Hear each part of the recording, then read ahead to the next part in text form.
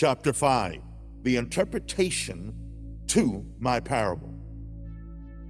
Are you prepared to understand my story? Are you ready to believe and receive my interpretation? I am the great king. The first superstructure, that I am the master architect and the master builder, was the supernatural realm. The next massive realm was the natural universe. The rooms of this colossal mansion are the galaxies. The protracted hallways between the rooms represent space. The furniture and the appliances are solar systems. Yes, the material world is just one massive house. Yes, I designed and manufactured it all by my wisdom and by my mighty power. I paid for every piece of this construction with the intense strength of my hand. The material that I used to formulate this limitless habitat is my word. Hence, the name Jehonathan, which means God has given. My wife that I was passionately in love with was Adam and Eve. They were the love of my life. Hence the name Yakira, which means precious or beloved. I portrayed these two as one because through their marriage, they were made one. The heavenly bliss we knew was our timeless time spent together in the Garden of Eden. Indeed, I gave them a tour of this world, revealing the hidden mysteries of this planet and the universe. They intensely loved me, held tightly to me, and hung on my every word. I alone was their true and undeniable God. The villain of my allegory is called Natos. This is Satan, spelled backward. I had forewarned the man concerning the evil one. This is why I told him that he must keep and guard the garden. Who was Adam on watch concerning, if not for the devil? I had trained and prepared him well for this task. He was empowered by me through the impartation of dominion and the spirit of might to easily handle this foe. Indeed, granting them dominion of this magnificent planet meant I'd given them legal ownership of this world. In fact, I loved them so passionately that my profound, tender heart would not withhold the entire natural universe from them. I'll give you more insight into this a little later. Nevertheless, Adam and Eve believed the lies of the adversary and bowed their will in worship. The coming out of the master bedroom embodies that which proceeds from the heart, which is the seat of worship. One of the understandings of the word worship is to kiss. It shows forth the passionate expression of one's devotion to one's deity. Hence, the passionate kiss in my parable epitomizes their willing homage to Satan and their ultimate rejection of me as their sole God and lover. Unfortunately, they believed the false narrative of this deceit, that I was defrauding them of something so unimaginable wonderful. It was being a god. Oh, if Adam and Eve had solely trusted and believed in my holy character, they never would have swallowed and digested this filthy and disgusting implication against me.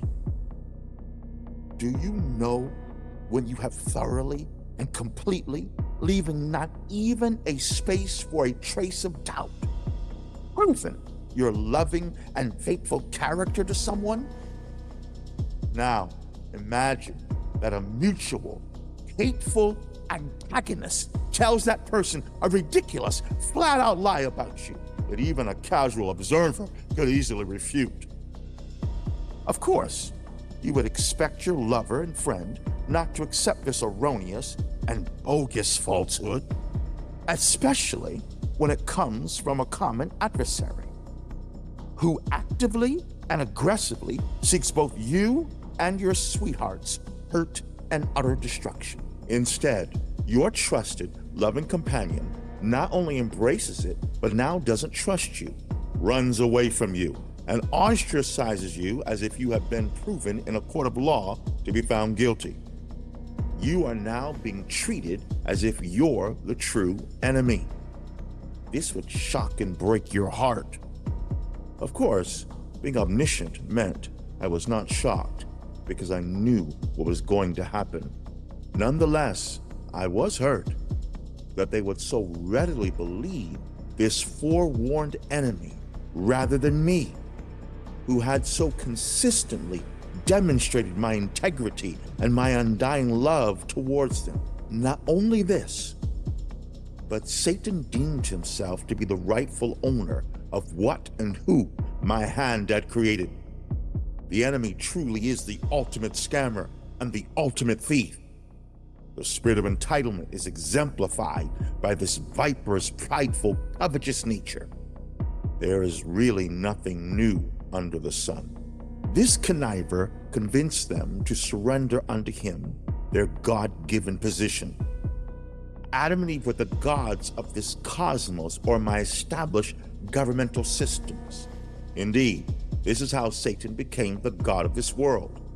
In becoming the ruler of this cosmos, or new satanic governmental systems, he also became the doorway and portal to usher in other demons and aid them in becoming rulers and gods. As I told you before, the Prince of Darkness has invented nothing.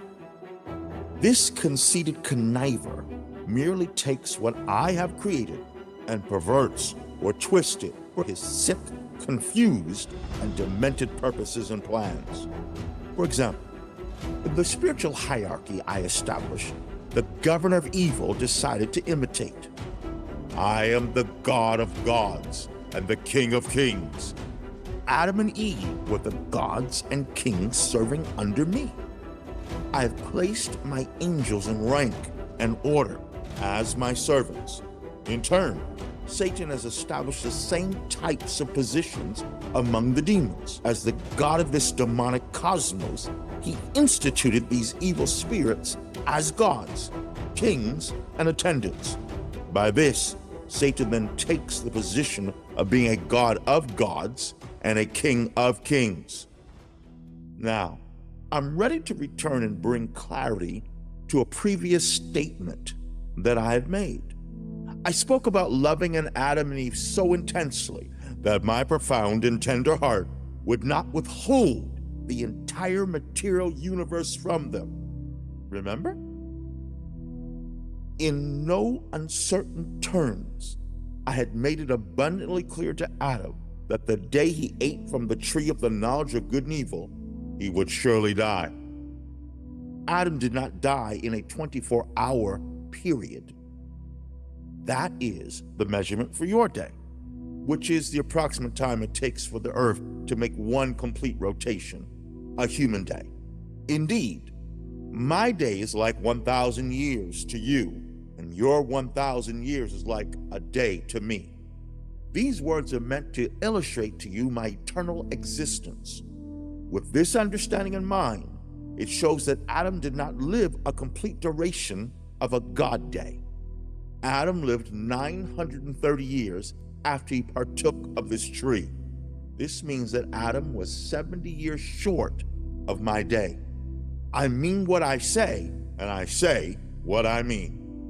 My word to the first man came to fruition. Death, as a king, ruled over the entire kingdom that I had given to Adam and Eve.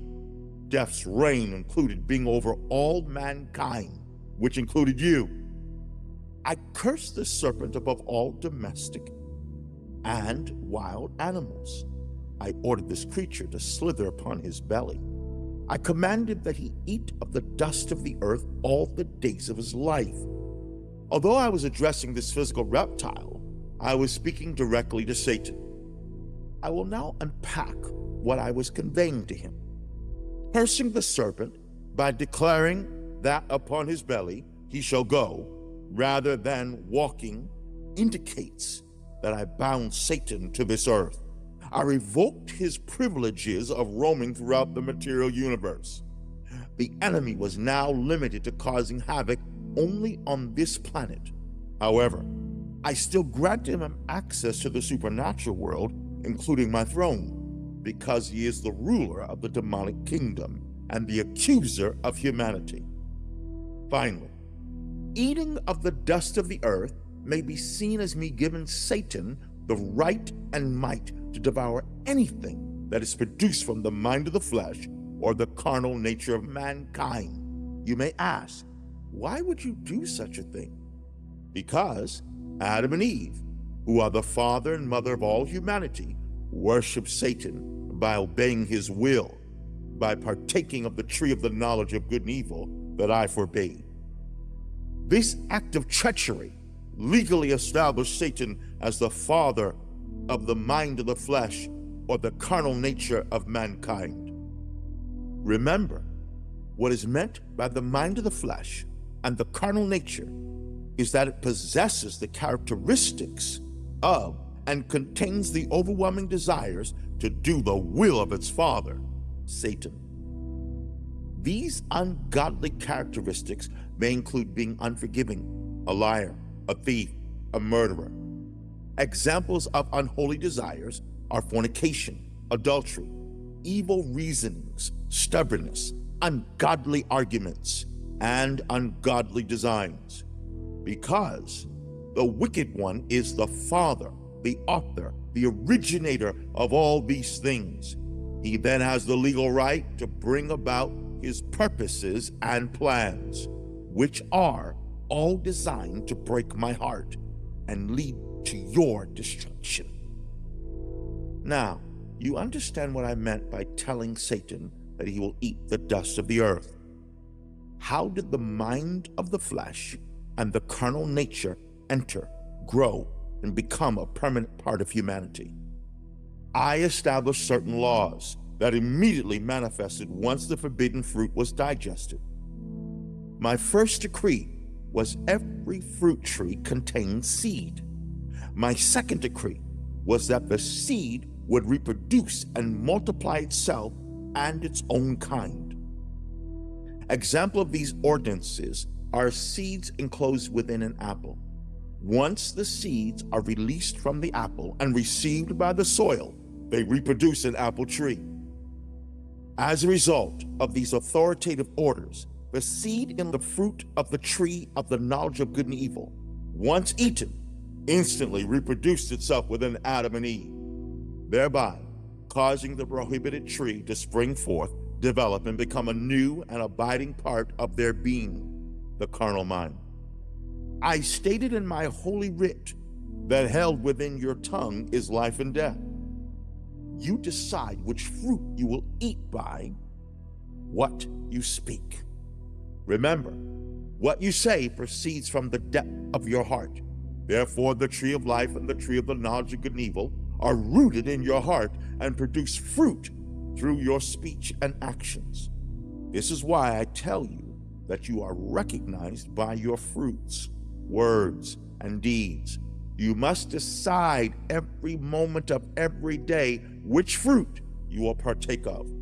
Will you perform the desires and characteristics of the Father of your spirit, mind of the Spirit, mind of Christ, or will you perform the desires and the characteristics of the father of your carnal mind, mind of the flesh? As you can clearly see, this fleshly nature literally grabbed hold of the very fiber or DNA of Adam and Eve's makeup, causing it to transfer to their immediate children, then to all of mankind. Remember, every person to ever live was already alive within the first man and the first woman. This is why, in my parable, I portray the son and the daughter, who represents the human race, as distant and having contempt for their father. The ultimate and rightful father of humanity is me. The expressions that are being exuded from the faces of the children are the effects of this ungodly nature that fuels their opposition and disrespect towards me. Nevertheless, I love every one of you so much. why won't you turn towards me and embrace me as your only God and true Father? Why are so many willing to adore and serve other gods whose only desire is to use them as pawns to obtain revenge against me for kicking them out of heaven? Do you not understand what is truly happening? Come, return unto me. You will find my arms wide open to you, because I am passionately ready to receive and embrace you as my own. Make the commitment from your heart and declare it every day from your mouth that I am your sole God, and you refuse to perform the will and desires of any other gods. 1, you live and strive to know me through the revelation of my holy word.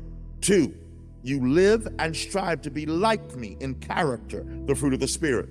3, you live and strive to please me in all your ways through consulting me in everything you do and joyfully obeying the directives I've given.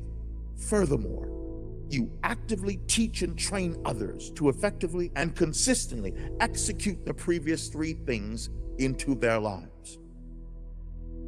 Once Adam and Eve worshiped Satan, death was one of the deities that entered the earth and affected everything. In fact, out of all the gods ushered into the material realm at this time, death is the king or the greatest of them all.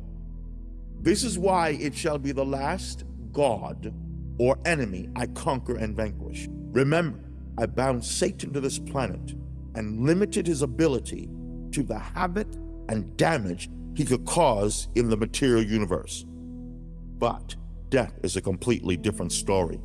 Its boundaries of reigning went throughout Adam and Eve's realms of their domain. Notice death's capabilities extend into the far reaches of the natural universe. This is why there are dying planets, dying stars, even planets and stars that are dead. Yes, the first man's and woman's dominion went far beyond Earth into the outer regions of space. There was no such thing as anyone or anything dying or being dead before this treacherous act. Not even an insect died. Oh, how much was lost when Adam and Eve yielded their God status to the Prince of Darkness.